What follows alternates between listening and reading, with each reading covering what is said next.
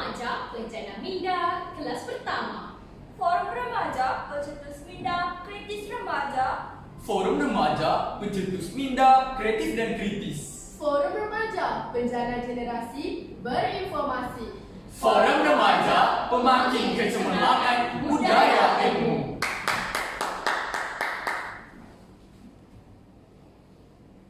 Bismillahirrahmanirrahim. Alhamdulillahirabbil alamin wassalatu wassalamu ala asyrafil anbiya'i wal mursalin wa ala alihi wa sahbihi ajma'in. Assalamualaikum warahmatullahi wabarakatuh. Salam sejahtera, salam Forum Remaja.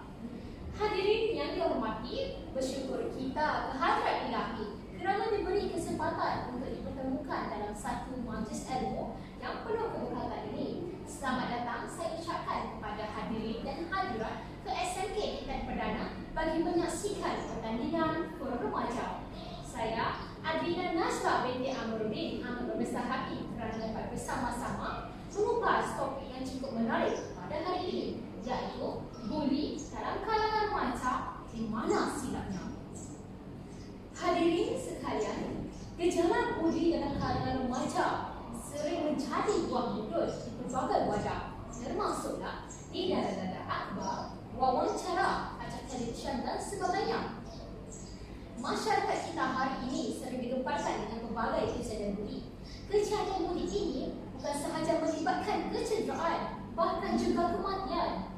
Sebagai contoh video yang pula baru-baru ini di Buletin Awal mengenai kes buli di salah sebuah sekolah menengah di Pulau Langkawi pada 27 April yang lalu.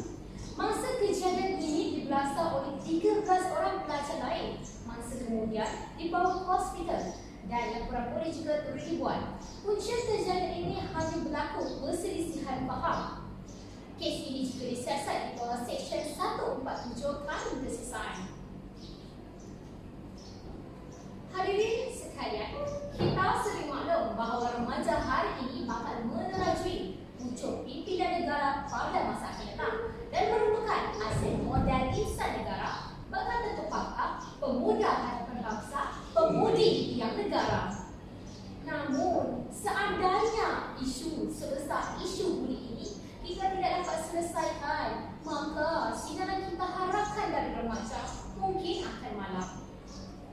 Baiklah sidang hadirin sekalian, sebelum kita menelusuri lebih dalam topik perbincangan pada hari ini, boleh kiranya saya perkenalkan dengan kesemua ahli panel kita. Di sebelah kanan saya, Saudari Nur Fatihah binti Muhammad Sabri yang merupakan ahli panel pertama. Selamat datang Saudari, Saudari apa khabar? Terima kasih saudari penerusi. Alhamdulillah, saya baik-baik sahaja. Seterusnya, saya perkenalkan dengan ahli panel kita yang kedua, iaitu Saudara Muhammad Hazim dan Muhammad Nasrul. Selamat datang saudara. Saudara apa kabar? Alhamdulillah. Terima kasih saudari penerusi. Di sebelah ahli panel kedua, tidak lain tidak bukan, tentulah ahli panel kita yang ketiga, iaitu Saudari Viviani binti Abu Sufyan. Walaupun nampak pemalu, namun petah bicaranya. Selamat datang saudari. Saudari apa kabar? Alhamdulillah, saya dalam keadaan yang baik. Salam forum buat semua. Sidang hadirin yang dihormati, sebelum kita melangkah dengan lebih jauh lagi, elok kiranya kita mengetahui apakah sebenarnya yang dimaksudkan dengan buli dan punca-punca yang menyebabkan buli. Ya, bagi menjawab soalan ini, izinkan saya mengajukan soalan pertama kepada ahli panel pertama kita, Saudari Fatihah. Mohon saudari membukakan persoalan ini kepada semua.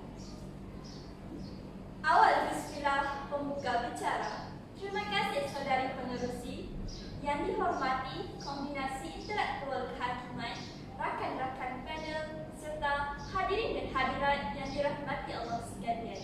Assalamualaikum warahmatullahi wabarakatuh dan salam sejahtera. Menurut Kamus Dewan edisi yang keempat, buli boleh ditakrifkan sebagai perbuatan mendera ataupun mempermainkan seseorang supaya dapat menyesuaikan diri dengan suasana yang baru. Atau buli juga boleh didefinisikan sebagai mempermain-mainkan orang, biasanya orang yang lemah, dengan tujuan untuk menggetak, mencederakan atau menakut-nakutkan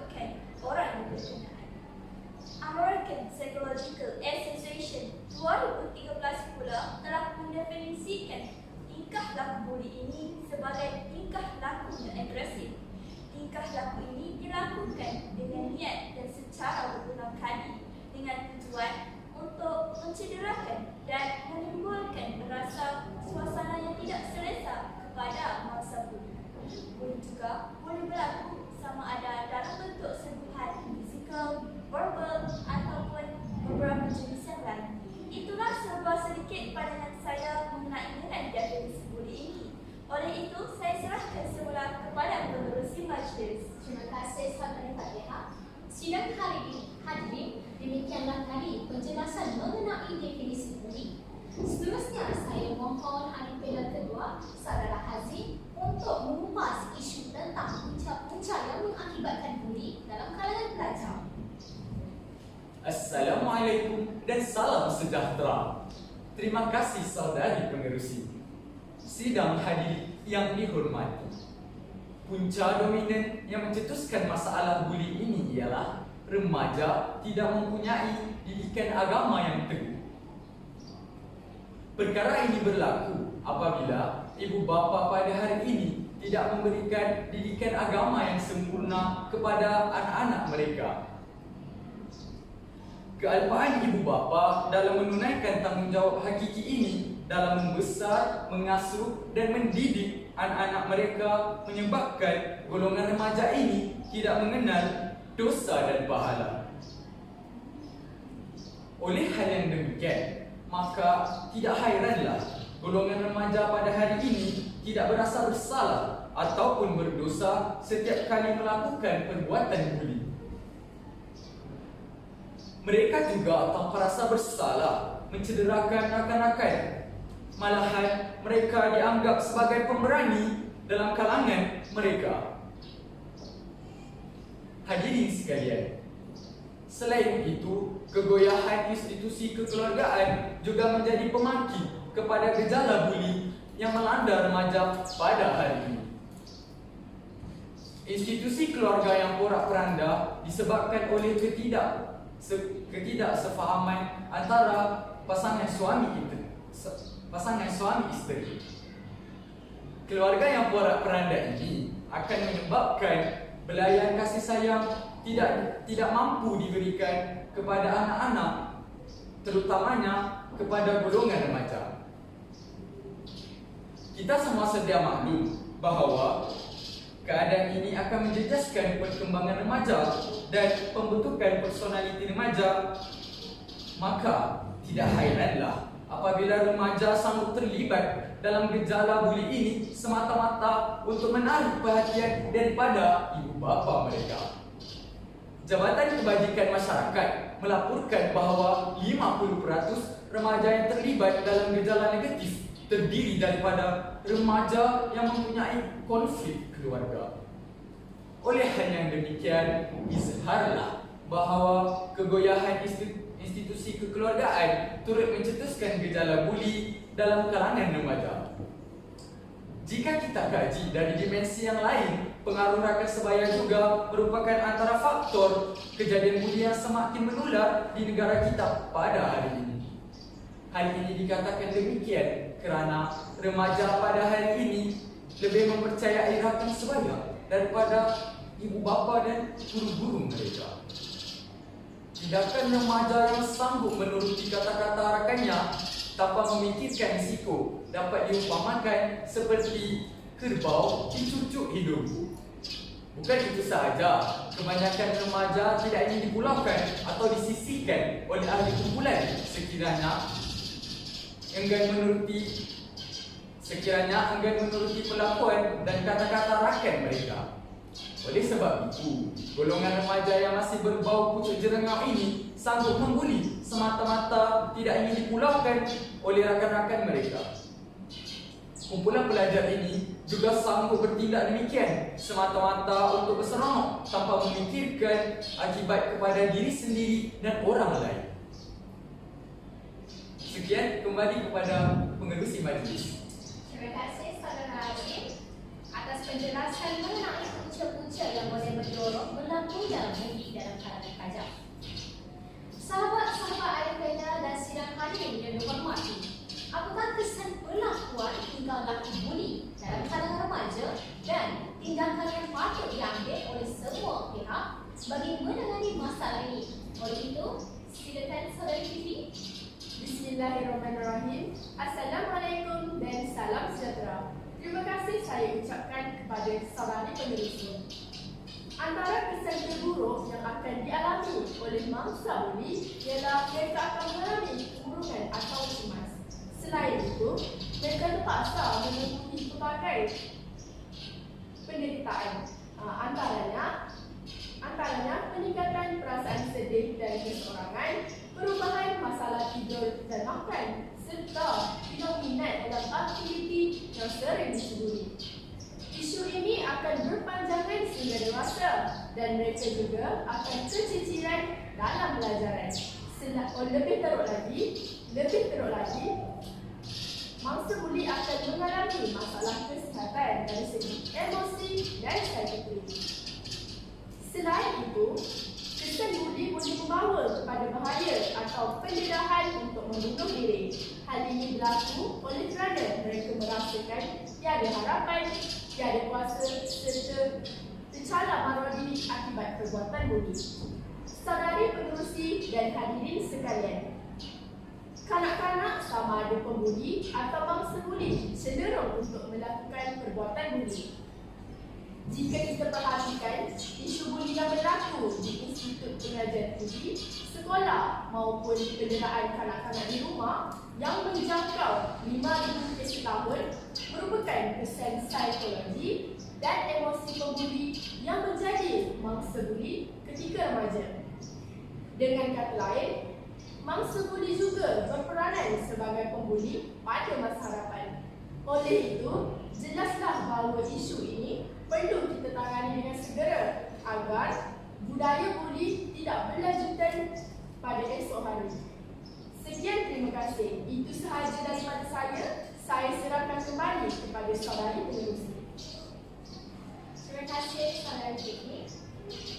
Sidang hadirin yang dirahmati dan disayangi Allah, kita masih lagi berada dalam majlis forum remaja di SMK Intan Perdana yang cukup indah dan ceria ini.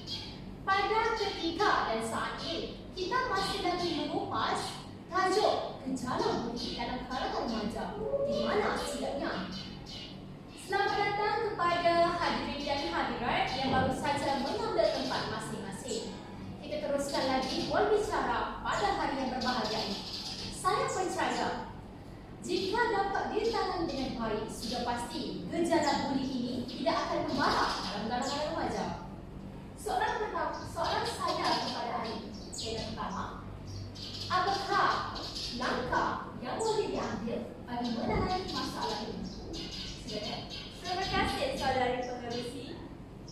Buat kata pepatah, tiada penyakit yang tiada penyembuhnya. Terdapat banyak langkah efektif yang boleh dijalankan bagi membendung gejala ini. Antaranya ialah ibu bapa perlulah memainkan peranan yang penting dalam usaha untuk membendung kemaluan ini.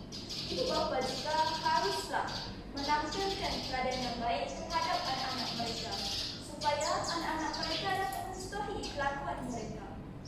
Kerana pada tanggapan anak-anak mereka, kelakuan ibu bapa adalah sentiasa betul dan patut diikuti. Oleh itu, janganlah ibu bapa berkelakuan baik di hadapan anak-anak sahaja, sedangkan mereka juga sering mengejek, menghina orang dan menakut-nakutkan orang. Kerana apa kata pepatah, bapa korek anak rintik. Begitu jugalah seperti ketam mengajar anaknya berjalan lurus, sedangkan dirinya berjalan sengit. Ibu bapa juga sentiasa mengambil perhatian tentang keadaan anak mereka semasa di sekolah, serta memberikan pelayan kasih sayang yang sepenuhnya kepada anak-anak mereka supaya anak-anak mereka tidak merasa sunyi dan tidak pula rasa diabaikan.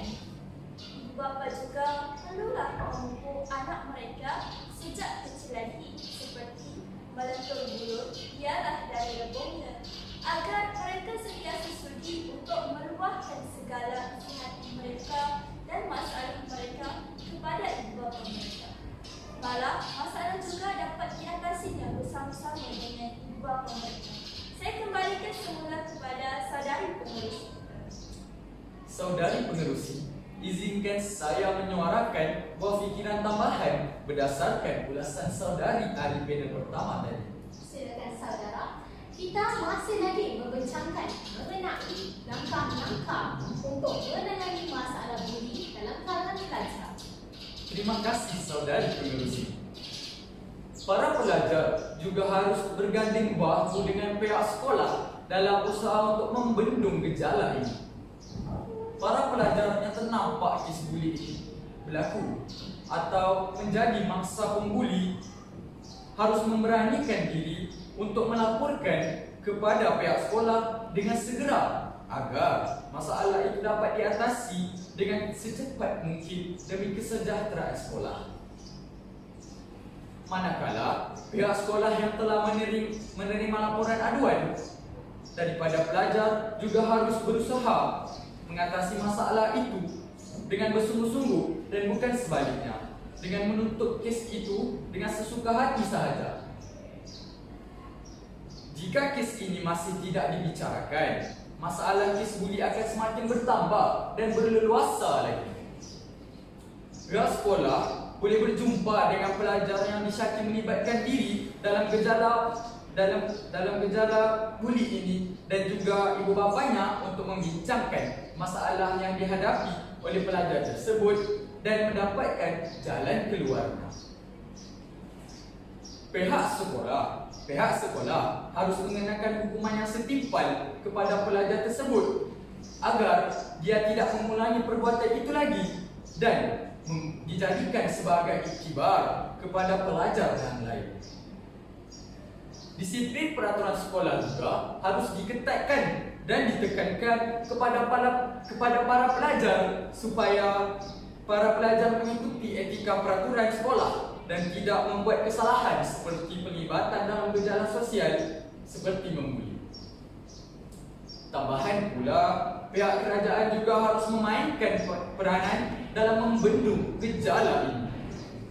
Kementerian Pelajaran dan juga pihak sekolah harus menitik beratkan isu kes buli ini dalam pelajaran di sekolah melalui mata pelajaran tertentu seperti pendidikan moral, pendidikan Islam, pendidikan sivik dan sebagainya. Melalui pendidikan ini, para pelajar dapat kesedaran dan mempelajari kebaikan serta menjauhi gejala kurang baik. Kerajaan juga perlu bergabung dengan agensi-agensi tertentu untuk mengadakan kempen kesedaran dan ceramah kesedaran tentang gejala membuli. Melalui cara ini, remaja dapat mempelajari kesan sampingan yang diperolehi daripada melakukan gejala membuli dan berupaya untuk tidak melakukan perbuatan ini terhadap orang lain. Sekian, kembali semula kepada saudari pengerusi. Terima kasih ahli panel kedua. Ahli panel yang ketiga, bolehkah saudari menerangkan tindakan yang diambil oleh Kementerian Pendidikan Malaysia iaitu KPM bagi menangani isu buli dalam kalangan pelajar sekolah? Silakan saudari. Terima kasih saudari pengerusi, ahli panel dan hadirin yang dihormati. Berbicara tentang buli, kita tidak lari mengaitkannya dengan Kementerian Pendidikan Malaysia KPM. Hal ini kerana KPM merupakan badan utama yang menguruskan sekolah-sekolah di negara kita. Kita dapati KPM telah menyediakan satu garis panduan lengkap bagi mencegah dan menangani perbuatan buli dalam kalangan murid di sekolah.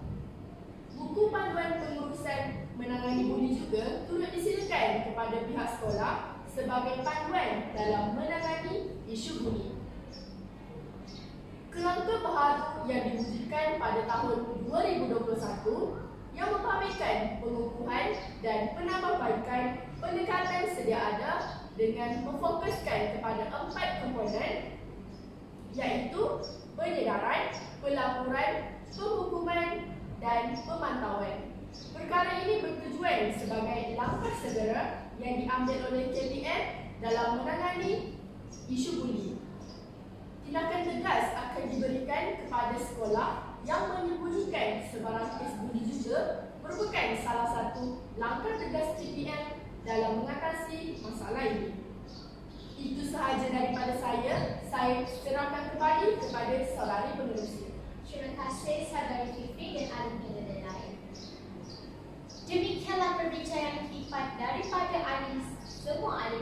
kita pada hari ini. Sebagai rumusan ringkas perbincangan hari ini, kita dapati bahawa memahami dan mengetahui tingkah laku buli dalam kalangan pelajar adalah penting bagi pihak sekolah, warden asrama pentadbir sekolah dan murid sekolah itu sendiri. Memiliki tahap pengetahuan dan kefahaman yang tinggi mengenai buli akan mengelakkan salah tafsir terhadap kes-kes buli yang berlaku sebelum ini. Seharusnya pengetahuan dan kefahaman ini diikuti dengan perancangan dan tindakan yang wajar dalam menangani dan mencegah kes tingkah laku buli yang berlaku di sekolah. Dalam hal ini, semua pihak termasuklah